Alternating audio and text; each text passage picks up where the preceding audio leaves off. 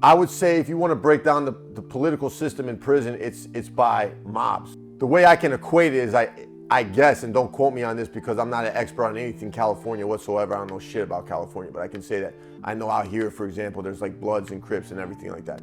In Chicago, you have folks and people. You have look at them like umbrellas, right? And underneath those umbrellas, you got different mobs. And for African Americans, for example, you got gangster disciples, black disciples, that's folks.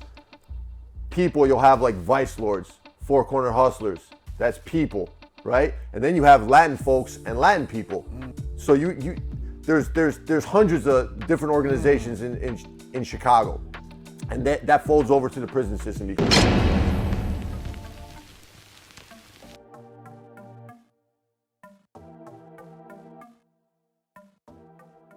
What up, everybody? Big Herc 916. You're tuned into another edition of Prison Talk, and I'm here with my man Sammy Horowitz. We're out here chilling in Los Angeles, kicking some game. This man did time in Illinois, and it's a totally different situation than what we have on the West Coast. And I don't think we've interviewed anybody as of today that's actually done time in the Illinois correctional system. So I'm picking this brain, trying to give you guys some insight so you don't have to go there for yourself to get it. So Sammy, how are the politics as far as within the Illinois prison system? I mean, I know, California is very racial. You have just a lot of separation of, different cliques based on demographic, based on race, and things of that nature. How is it in Chicago? that doesn't exist. So we used to hear or learn about how things were out here in California. For example, when I was out there, we hear guys talk about how it is with races and whatnot in California. That's not a thing in Illinois. I say Chicago because basically everybody that goes to Illinois prison is Chicago, besides people that live in Southern Illinois and some of the country areas. It's most people that are in prison in Illinois are in Chicago. Okay. But that said, from Chicago, although of course there's people in the suburbs and whatnot. But that said, I would say if you want to break down the political system in prison, it's by mobs, right? So you got folks and people, okay? The way I can equate it is I guess, and don't quote me on this because I'm not an expert on anything California whatsoever. I don't know shit about California, but I can say that I know out here, for example, there's like Bloods and Crips and everything like that. In Chicago, you have folks and people. You have look at them like umbrellas, right? And underneath those umbrellas, you got different mobs. And for African Americans, for example, you got gangster disciples, black disciples, that's folks. People, you'll have like vice lords, four corner hustlers, that's people, right? And then you have Latin folks and Latin people. So for example, Latin people also aligning with the five, the people. You have like Latin kings, Latin counts, saints. Then you have Latin folks where you have, the organization that I was a part of, the C notes. You have maniacs, SDs, Spanish cobras, Latin dragons, insane dragons. So there's hundreds of different organizations in Chicago, and that folds over to the prison system because when you get into the prison system, the first question that you get asked is, what you is, or ¿qué tú es, right? And if you're not a part of an organization, that's referred to in Chicago as a neutron, right? If you go to Cook County Jail, or when you get down to prison, they ask you what you is, to break that down in proper English is what gang do you align yourself with, okay, right? And you'd say whatever organization you're a part of. Hey man, your guys are over there, your guys are over there. That's more in the county because once you get down to the prison, in prison you kind of just feel out where your guys are and whatnot. Also, I should say prison is nothing like the county these days. The county is way worse than the Illinois prison system. That said, it's ran by fucking COs, but it's, you know, organized by gangs. So it doesn't matter. In Chicago, you got to understand, there's plenty of white guys in Latino gangs.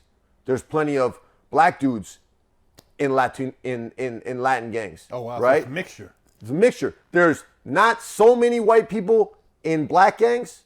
That's a rarity, honestly. It's not unheard of. It's just a rarity. But there's a lot of black dudes in Hispanic organizations, white guys in Hispanic organizations, occasionally Hispanic guys in black organizations. So it's all mixed up on the street. So when you get down to the joint, it's kind of just like whatever organization you're a part of. And I should say this just to clarify a little bit. I said those umbrellas, right? Folks and people, Latin folks, Latin people. If you're a lot of the Latin folks gangs on the street do not get along, right? They kill each other on the street. But when you get down to prison, if you're Latin folks, you're Latin folks. You align with each other, whether or not on the street or even in the county, you guys might have been beefing with each other. In prison, Latin folks is just one solid thing. Just like, for example, you know, in on the street, you have some Latin people gangs. For example, Latin Kings and Saints, enemies. Now, I'm not saying they're best friends in prison, but if shit were to kick off, for example, people are going to align with people. Folks are going to align with folks. Okay. Same thing with you know, GDs and vice lords, and it's just that's kind of how prison is out there. And there isn't. I know that, for example, there's, you know, some white organizations or whatever, you know, whatever the proper terminology is out here in California. That's not really a thing in Chicago. Okay. If you're fed up with paying cable companies and streaming apps too much money every month, then Vault TV is the solution you've been waiting for. Watch up to 100,000 movies on demand, up to 5,000 TV shows with over 120,000 episodes. Visit us at vaulttv.com. So as far as like economics in Illinois state prisons, I mean, in the feds you have a lot of drugs, you know, a lot of gambling, things of that nature. Is it pretty much the same? Does the drugs pretty much dictate like you know, a lot of the prison politics? Because I know in certain prisons here they say this particular organization kind of runs this yard, which means that they control the drugs on that yard. Is it the same there or no? No, it's not the same, man. Look, anybody that you meet that has done time after 1997 that tries to tell you organization in Illinois is running some drug. Nah, man. Look, do people have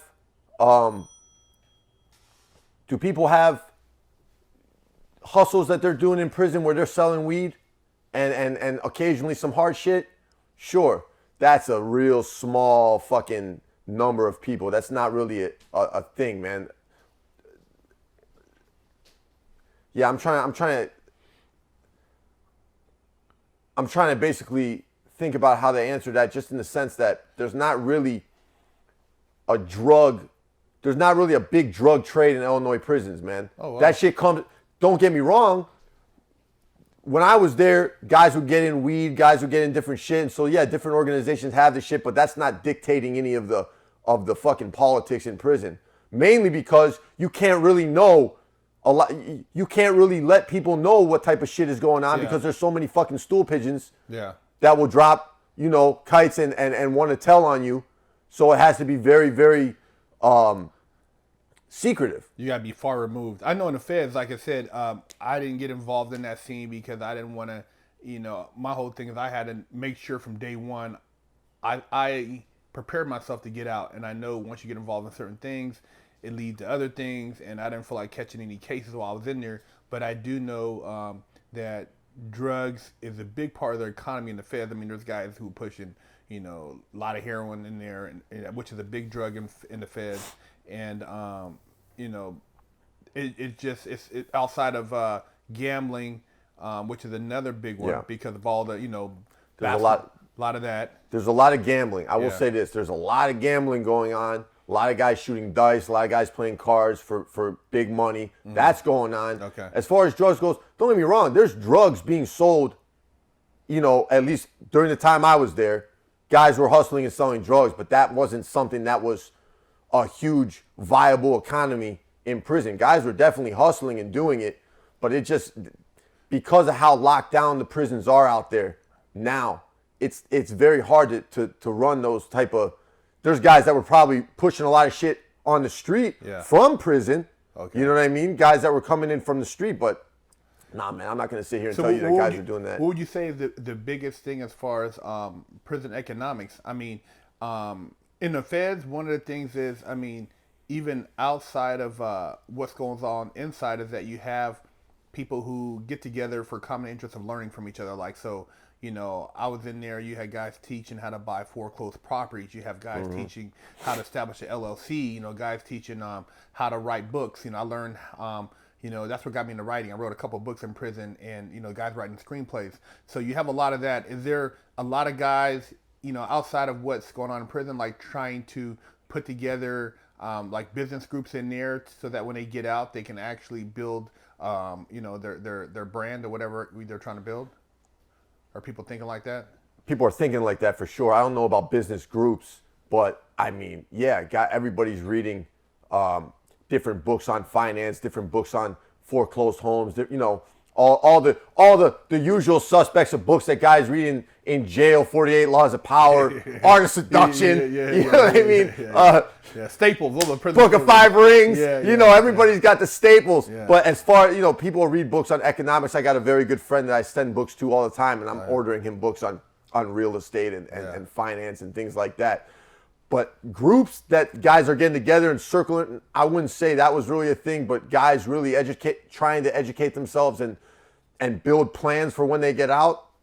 Yeah, of course. Okay. Which is a whole nother story, because you learn when you get out, it's a lot harder than just, I'm going to get a business when I get out and this is how it's going to go. It's a little more difficult than that, but yeah, sure. Okay. Yeah, because the reason I ask is because when I was in the feds, I had, which was, you know, probably unusual for the counselors in prison, but I had a group, a Mexican, white guy, Belizean, Asian, black, you know, dude from the Philippines. You know, we would get together and we'd have study groups and we'd all kick around game. And maybe if somebody had, you know, access because they had more visits, we'd have their people, you know, try to get different things for us, like books or whatever the case would be. So we were actually trying, you know, building business plans in there. You know, whoever got out first kind of helped the other guys, looked out. And, you know, and it was also a show of character. You know, I mean, when I got out, I led by example. So when a lot of the guys, because I talked about all this stuff, you know, and everybody always assumes when you're in prison, oh yeah, Sammy talking about, let's see what he does when he gets out. Yeah. And then when you see like, oh man, you know, you send a picture back like, dude, because that picture is 1,000 words. You know, people are like, oh Sammy, you give hope. You know what I mean? You give hope to the guys who are still in there because you actually got out and was productive. I know exactly what you mean. Think about this, man. Think about how many guys you knew in there told you that they were going to send you a picture and never did. Mm-hmm. You know, just think about it. Think about how many people, when you were in the joint, when you were in prison, made promises that they didn't keep, or talked about all the shit that they were going to do, all the big plans they had that they never followed through on. It's just, that's, you expect, I came to expect nobody to really follow through with that type of thing. So when you see somebody that does follow through with that, when you do get a letter after one of your cellies leaves or one of your friends leaves and they actually do send you a kite and some pictures, maybe a money order, and you see, oh wow, this guy's doing something. I mean, I honestly, man, I know two that got out and have, outside of myself, that got out and are living awesome, living a good life with honest jobs. You know, my buddy Chino, my buddy Raul, fat face. Those guys have good jobs. They have good, you know, families, and they did it. Because it's a rarity. It's not often. So it's cool when guys try to do that, but it's a lot harder when you get back out there and you realize the work it takes and this shit is pulling you back in. It's pulling a lot of guys back in, especially with what's made popular in media and fucking kids glorifying shit, and next thing you know, you're right back out there and you're right back in there, I should say, and you get sidetracked. So yeah, it's a beautiful thing when you see guys get on and they actually do follow through with those type of plans. Yeah, I mean, it's always interesting, like I said, to hear a different perspective because I know most of the people I kind of socialize with on a regular outside of my business partner are kind of guys I did time with who were solid people. Because there's a certain set of morals, like, you know, you and I both know, like, when you give your word, bro, that's value. You can't just throw it around. You know what I mean? When you say, you know, oh, I'm going to do something, you know, people know, like, oh, man, if Herc said it, he's going to come through with it. And same thing, like you said, if you give your word, you can't, like, people that say, I'm going to do something, then they just don't show up. Who does that? 100%. You know what I mean? It's like... You know what? You said something that really made me think, too, about the guys that you did time with. I will say this. There's a big difference between feds and state. Not that there's not some solid, great men and women, I imagine, but great men in you know, that are honorable, respectful guys that have changed their life and when they give their word, or haven't changed their life, but still when they give you their word, they mean it. There's plenty of those guys. But also, generally speaking, the guys that go to the feds, at least when I was doing time, those guys are getting caught. Those guys are doing some big time for some big shit.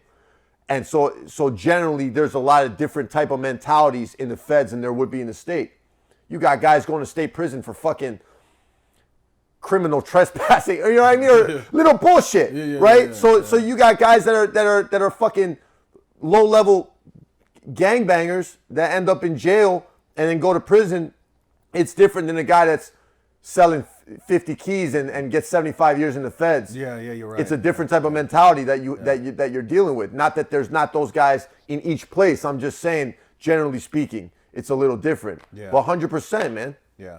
Yeah, you're right about that because you know, just talking to people that I've met that's been in the state and feds, and they're saying, like, you know, in the feds, as far as just a level of association and the fact that when you're in the feds, it allows you, because of the diversity, to mingle among different groups, you know what I mean, and share game that you couldn't do in the state. And just like you said, it's a different level because people have been handling a lot more money. I mean, to meet somebody whose case, they had $100 million case, you're like, God damn, $100 million, I wasn't doing shit. You know what I mean? It's crazy, you know, dudes who are like really serious dudes. So it's like, yeah, it's definitely different.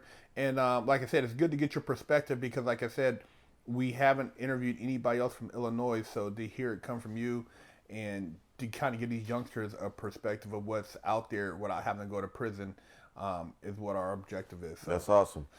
There you guys have it. Big Herc 916 with Sammy Horowitz, fresh out Prison Talk.